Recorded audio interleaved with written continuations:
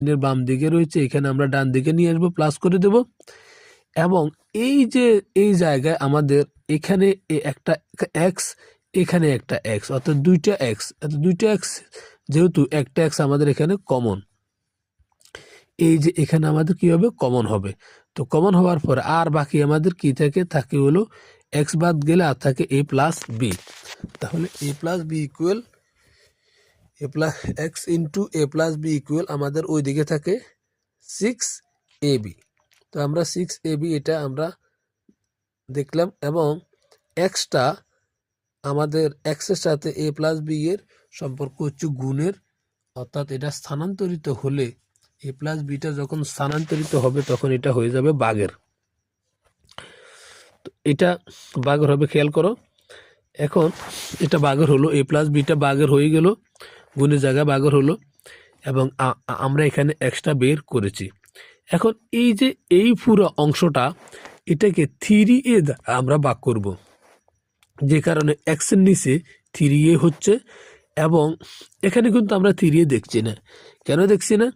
লক্ষ্য করো, আমাদের 6ab এটাকে আমরা ভাগ করব 3a দ্বারা, অর্থাৎ 3a আমরা যদি একটু অঙ্কটা এখানে করার চেষ্টা করি, 3a কে আমরা 6ab কে আমরা 3a দ্বারা ভাগ করব, তাহলে 3 দুগুণা 6, এখানে আছে এ, এখানে এটা বসে যাবে, এটা এখানে বসে যাবে, এবং এখানে বি নেই, যে কারণে এখানে আমরা বি দেব, এখানে আমরা বি দেব, এ বিটা আবার এখানে বসবে। তার মানে এখানে আমাদের অঙ্কটা হচ্ছে 0, এবং এখানে আমাদের 2b যেটা রয়েছে এটা ভাগ করে আমরা 2b পাবো। লক্ষ্য করো, তাহলে ভাগ করে যেহেতু আমরা এখানে 2b পেয়েছি, অতএব এখানে আমাদের 2bটা বসবে, 3a দ্বারা ভাগ করে 2bটা এখানে বসবে, এবং নিচে হরের জায়গায় এ বির জায়গায় এ প্লাস বির জায়গায় এ প্লাস বি বসবে। এখন এই অংশ এর জায়গায় আমরা কি করব, যোজন বিয়োজন করব।